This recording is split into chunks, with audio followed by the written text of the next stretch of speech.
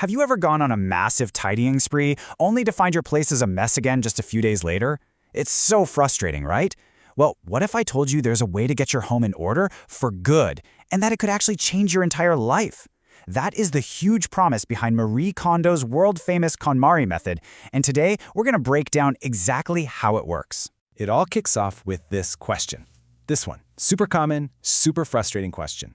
If you've ever asked yourself this, trust me, you are not alone. It feels like this endless cycle of cleaning and clutter that you just can't escape. But according to the KonMari philosophy, the real issue is we're asking the wrong question in the first place. So here's the core idea of the KonMari method. Being messy is not some personal flaw. Tidying is a skill, a real skill. But think about it. Unlike cooking or maybe sewing, it's something we're almost never formally taught. We're all kind of just figuring it out on our own, and a lot of times, we're using the wrong methods that just lead to rebound clutter. Okay, so let's look at the stuff that keeps us stuck. You know, the common advice we always hear. Tidy a little bit every day, go room by room, buy more storage boxes. But the KonMari way just flips all of that on its head. It's a special, one-time event. You sort by category, not by location. And, this is the big one, you have to discard everything you're getting rid of before you even think about organizing. You know, what's so powerful about this quote is why that little a day thing fails. When you just do a bit at a time, it never creates a big enough change to really shift your mindset. The KonMari method is designed to be a tidying marathon, this huge event that creates such a dramatic, visible result that you will never want to go back to the clutter. And this quote, this one's a little spicy, but it perfectly illustrates the other trap we fall into. We think organizing is about finding the perfect shelf or the cleverest container. But Kondo argues that focusing on storage is just a way to hide the real problem, which is simply having too much stuff. Putting things away just gives you this illusion that the clutter is gone when really you've just hidden it. And that leads us right to the heart of the method. This is the revolutionary idea, the shift in your mindset that makes it all so powerful. It's all about changing the focus from the anxiety of what to get rid of to the pure joy of choosing what to keep. This, right here, is where the magic really kicks in. We're changing the entire question. Most of the time, decluttering is all about the negative, right? The pain of letting things go. But this method, it reframes the whole process into something positive, something really affirming. And there it is. That's it. That's the one and only question you need to ask. You physically hold each and every item in your hands, and you ask yourself that simple question. If the answer is a definite yes, you keep it. If it's a no, you actually thank it for its service, and then you let it go. So what does spark joy even mean?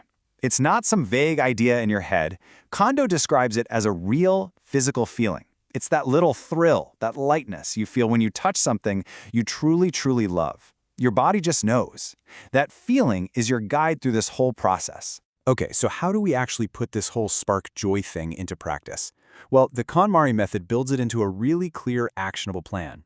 There are just two essential things you have to do, and you have to do them in a very specific order. Rule number 1, you have to finish discarding everything first. I mean, all of it. Don't even let yourself think about where things are going to go. Why? Because the second you start thinking about storage, you stop the work of discarding. You got to see it through to the end before you move on. And rule number 2, you tidy by category, not by location. This means if you're doing clothes, you gather every single piece of clothing you own, from the closet, from the drawers, from the coat rack by the door, and you put it all in one giant pile. It sounds crazy, but it's the only way to really understand the sheer volume of what you have. The order you go in is also super important. You start with clothes, because for most of us, they're the easiest things to make decisions about. This whole process helps you hone that spark joy intuition. Then you move on to books, papers, and miscellaneous items, or komono, as she calls it.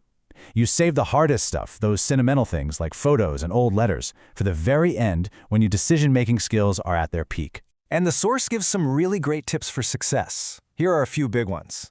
That whole gathering everything in one spot thing, that is what forces you to face reality. Handling each item is absolutely a must to feel that spark joy reaction. And here's a great one. Don't let your family see your discard pile, because that prevents them from rescuing things, which really just shuffles clutter around. And finally, never downgrade clothes you don't love to loungewear. That's just a way of putting off the decision to let them go. So what happens when you're all done? Well, the effects are so much bigger than just having a neat house. This is where the life-changing magic part really comes into play. To really get a sense of how much stuff we accumulate without even realizing it, Kondo shares some wild stories from her clients. For example, one client was always worried about running out of toiletries. How many toothbrushes did she have stashed away? 60. 60 toothbrushes. And if you think that's a lot, another client had a mountain of toilet paper, 80 rolls. That's almost a 3-month supply, even if you used a new roll every single day. But the all-time record she found was a client who had, wait for it, 20,000 cotton swabs. It would take over 50 years to use all of those. These examples just show how we bury ourselves in stuff we don't even know we have. See, when you confront everything you own, you're not just cleaning your house, you're decluttering your mind. The psychological benefits are huge. You gain confidence because you've made hundreds of small, clear decisions. You discover what you want because you've defined your values item by item. And you feel reduced anxiety because you're letting go of attachments to the past and fears about the future. And this is really the ultimate point. The goal isn't just to become a super neat person.